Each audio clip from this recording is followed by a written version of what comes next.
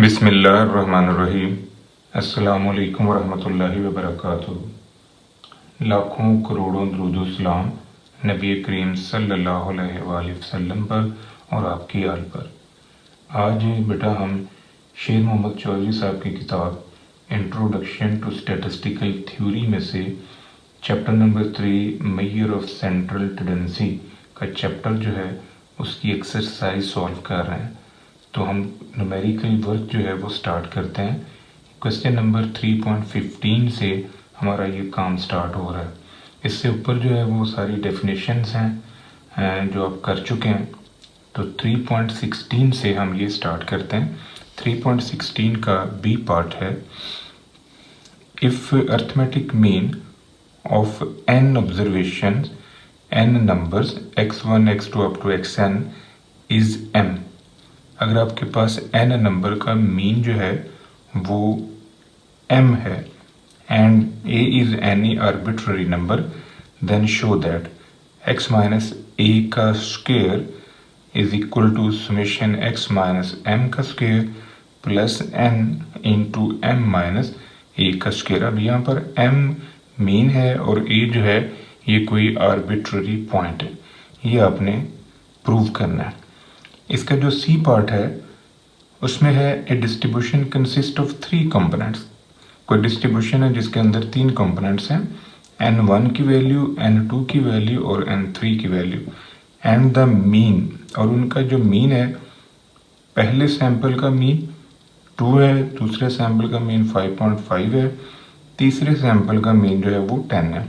Find the mean of combined distribution, तो आपने combined distribution का मीन निकालना है, यानी इन तमाम वैल्यूज़ का कंबाइन मीन आपने फाइंड आउट करना है। ये 2 क्वेश्चन है जो हम सॉल्व करते हैं। तो सबसे पहला है थ्योरम। अब यहाँ पर नोटिस करें बेटा कि आपने प्रूव करना है, ये स्टेटमेंट आपने प्रूव करनी है।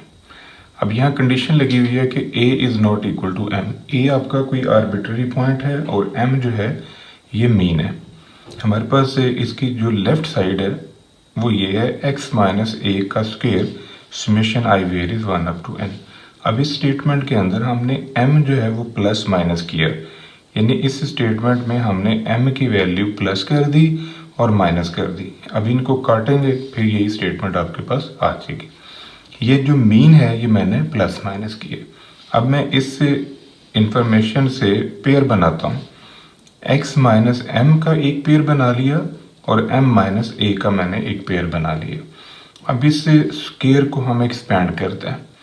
इसका स्क्वायर लिया, इस रकम का स्क्वायर लिया और इन दोनों का क्रॉस प्रोडक्ट, जैसे a square plus b square plus 2ab होता है, सेम इसका स्क्वायर, इस रकम का स्क्वायर और फिर इन दोनों का क्रॉस प्रोडक्ट। अब आपने समेशन जो है वो अप्लाई करना है। ये जो बाहर समेशन पड़ा हुआ है इस समेशन को आप अंदर ले जाएं।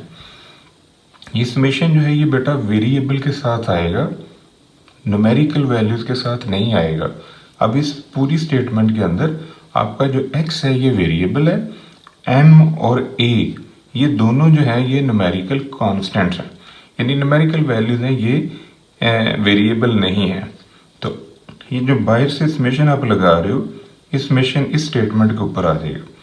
ये चूंकि न्यूमेरिकल वैल्यूज हैं इन पे समेशन नहीं आएगा, तो ये समेशन जब इनके ऊपर आप अप्लाई करेंगे तो ये n में कन्वर्ट हो जाएगा, क्योंकि समेशन की प्रॉपर्टीज़ हैं कि अगर किसी कांस्टेंट के ऊपर समेशन लगाया जाता है तो वो n में शिफ्ट हो जाता है। अब इस स्टेटमेंट के ऊपर जब आप समेशन लगाएंगे तो ये जो वेरिएबल वाला पार्ट है यहाँ समेशन अप्लाई होगा, ये वाली रकम जो है ये बाहर आ जाएगी। अब यहाँ पर जो ये स्टेटमेंट है x में से जब आप मीन निकालते हो और उसका सम लें तो ये आंसर आपके पास 0 आता है। इस चीज़ को आपने पहले एक प्रूफ के जरिए सॉल्व किया। देखें ज़रा, x की वैल्यू हमारे पास हैं 2, 4, 6, 8, 10। इनका मीन लें समेशन x बाई n, यानी m जो है ये मीन है, summation x by n 30 divide by 5, ये आंसर आ रहा है 6। तो x की हर वैल्यू में से आप 6 माइनस कर दें। x माइनस m आपके पास है यहाँ पर 6, तो यहाँ पर 2 रखें, 2 माइनस 6 माइनस 4, 4 रखें, 4 minus 6 minus 2, 6 minus 6 0, 8 minus 6 2, 10 minus 6 4। इसको प्लस करके देखें, ये आंसर आपका 0 आ रहा है।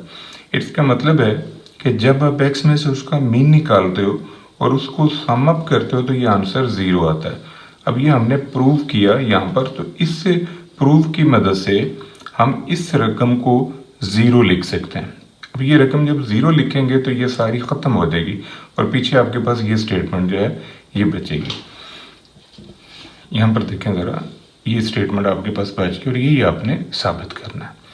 अब इसका जो सी पार्ट था उसमें 3 वैल्यूज़ हैं, यानी 3 कंपोनेंट है, 3 सैंपल हैं, एक में 3 वैल्यूज़ हैं, एक सैंपल के अंदर 4 वैल्यूज़ हैं, एक सैंपल के अंदर 5 वैल्यू, और ये इन सैंपल का मीन है। इस सैंपल का मीन, इस सैंपल का मीन, इस सैंपल का मीन। ये आपको जो इन्फॉर्मेशन दी है आपसे कहता है कि इससे कंबाइन मीन निकालना है। अब आपने कंबाइन मीन जो है वो फाइंड आउट करना है, तो ये हमारे पास कंबाइन मीन का फार्मूला है, ये जनरल फार्मूला है। अब इस फार्मूले को हमने 3 वैल्यूज़ तक, यानी सैंपल की 3 वैल्यूज़ हमने यहाँ पर यूज़ करनी है। इस वजह से ये फार्मूला जो है ये 3 वैल्यूज़ तक हम यूज़ करेंगे। इसके अंदर k वैल्यूज़ पड़ी हुई हैं, यानी k सैंपल की इंफॉर्मेशन इसके अंदर पड़ी हुई है कि 1 से लेके ये k तक चल रहा है, लेकिन आपने बेटा सिर्फ 3 वैल्यूज़ जो हैं वो यूज़ करनी है। तो नोटिस करें कि इसमें से सिर्फ 3 वैल्यूज तक इस फार्मूले को हमने यूज़ किया। यहाँ पर n1 मीन 1 की कीमत रखें, n2 mean 2, n3 mean 3, n1 plus n2 plus n3। ये सारी इन्फॉर्मेशन आपको ये दी हुई है, ये इन्फॉर्मेशन उठाएं और यहाँ पर रख लें। इसको सॉल्व करेंगे तो ये हमारे पास आंसर आ जाएगा 6.5, ये इसका आंसर होगा। अब जो 3.16 क्वेश्चन है वो भी सेम है। 3.16 में देखें ज़रा, 3.16 में कहते हैं show that x minus A का square is equal to summation x minus X bar का whole square plus n into X bar minus A का स्क्वेयर। अब इस स्टेटमेंट को अगर आप ये ऊपर वाली स्टेटमेंट के साथ कंपेयर करें तो नोटिस करो कि यहाँ पर जो है ये छोटा ए है और यहाँ पर ये बड़ा ए। इधर एक्स बार लिखा हुआ है और इधर आपके पास m लिखा हुआ है।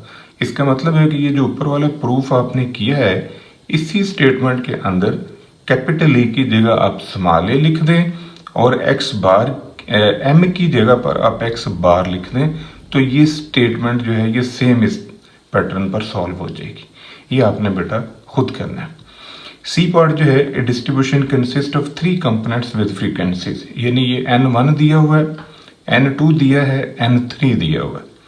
ये इस इन सैंपल का या इन फ्रीक्वेंसीज का मीन दिया हुआ है, मीन 1, मीन 2 एंड मीन 3। तो कंबाइन मीन जो है ये आपने फाइंड आउट करना है। सेम क्वेश्चन है ये ऊपर जो मैंने आपको करके दिया। ये दोनों पार्ट जो हैं जो हमने अभी सॉल्व किए हैं 3.15 में बी और सी, ये दोनों पार्ट 3.16 की तर्ज पर चल रहे हैं, यानी आपने ये दोनों पार्ट जो है ये खुद से सॉल्व करना है सेम एज इट इज। यहाँ जो ए है ये मैंने भी आपको प्रूव करवाया कैपिटल ए के साथ, एक्स बार की जगह पर आप कैपिटल एम लिख दें तो ये ऊपर वाला जो थ्योरम अभी हमने प्रूव किया है सेम उसी तरह हल हो जाएगा। नेक्स्ट आ जाए 3.17। 3.17 के अंदर कहता है the number of car crossing a certain bridge in a big city in 10 interval of 5 minute each was recorded as follow. ये 10 कह लें कि कार्स हैं जिनको किसी टूल ब्रिज से या ब्रिज से गुजरते हुए उनकी स्पीड का डाटा जो है ये दिया गया। Calculate the arithmetic mean, median and geometric mean, ये आपने फाइंड आउट करना है। फिर कहता है explain why mean calculated for a set of ungrouped data might differ from the same data were grouped into frequency distribution. कि एक data जो अनग्रुप्ड फॉर्म में है उसका आप मीन लेते हो, फिर आप उसी डाटे को ग्रुप्ड फॉर्म में कन्वर्ट करते हो, तो उन दोनों के मीन के अंदर फ़र्क जो आता है वो क्यों आता है, ये आपने रीज़न यहाँ पर देनी है। तो इसका जो ए पार्ट है 3.17 में, ये आपके पास जो है ना ये इंफॉर्मेशन है 3.17 की, ये एक्स की वैल्यूज़ आपको दी हुई हैं। आपने इन एक्स की वैल्यूज़ का रेड फॉर्म में डाटा कन्वर्ट किया। रेड फॉर्म मीन कि आपने इनको तरतीब लगा लिया, सबसे छोटी वैल्यू उससे बड़ी एंड सो ऑन। इन तमाम वैल्यूज़ को आप प्लस करें तो ये आ रहा है 180। फिर इनका लॉग ले लिया, इन वैल्यूज़ का आपने लॉग लिया।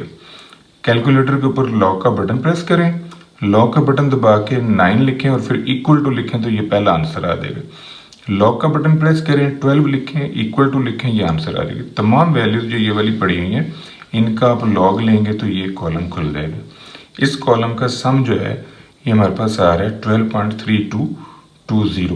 अब इन तीनों कॉलम को आपने यूज़ करना है और इनको यूज़ करके हमने मीन, मीडियन और ज्योमेट्रिक मीन जो है ये फाइंड आउट करना है। तो जो मीन है, मीन का formula summation X by N, 180/10, ये 18 आ गया।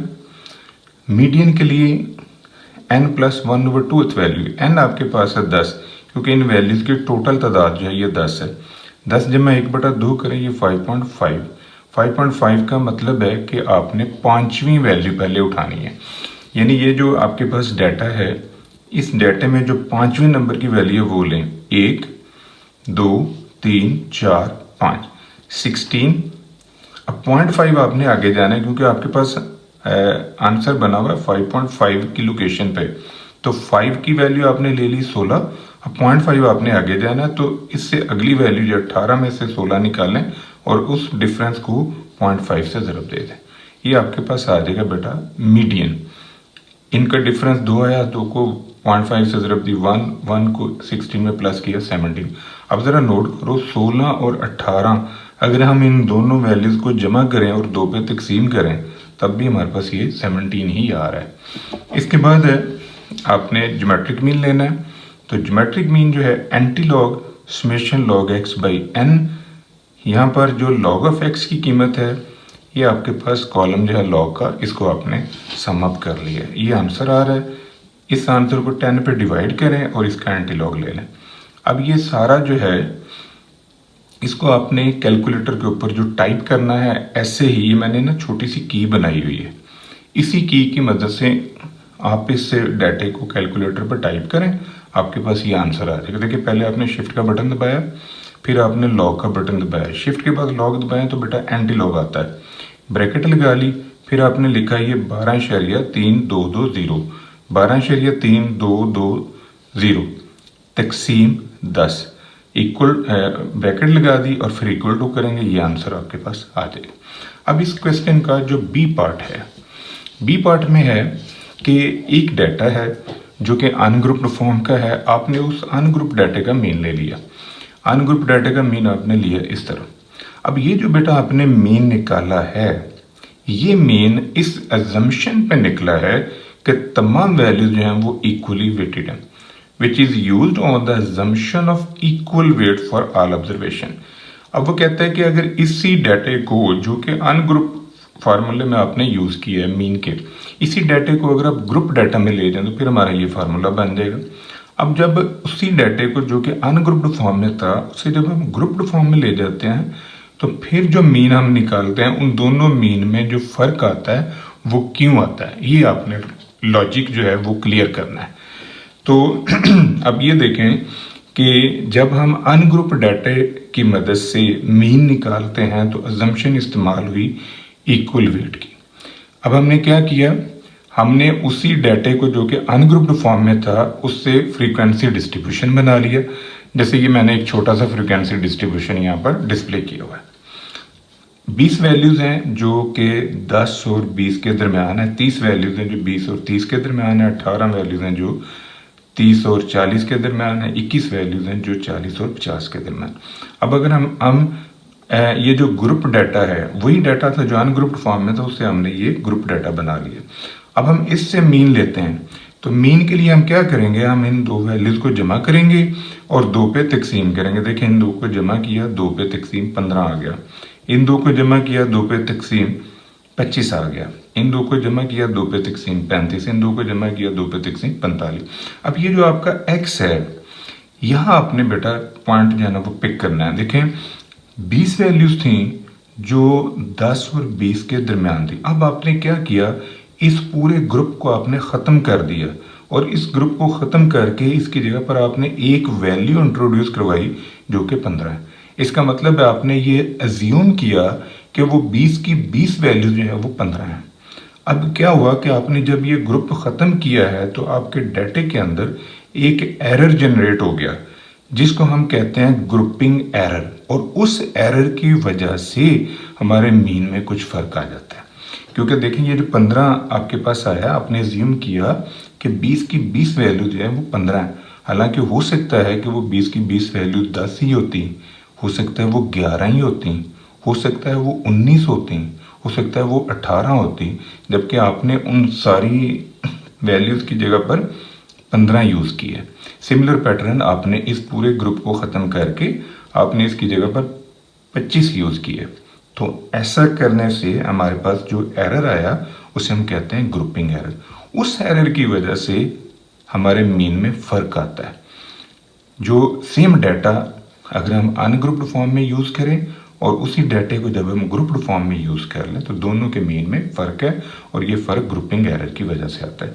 For same data both mean will be different because if same data is converted into group data, we use midpoint x in place of a complete group, generate grouping error.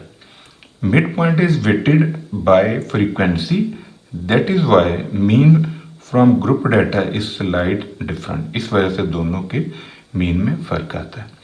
ये था बेटा आज का हमारा topic. दुआ में याद रखिएगा। इंशाल्लाह अगली वीडियो के साथ फिर हाजिर होंगे। फ़ी अमान अल्लाह।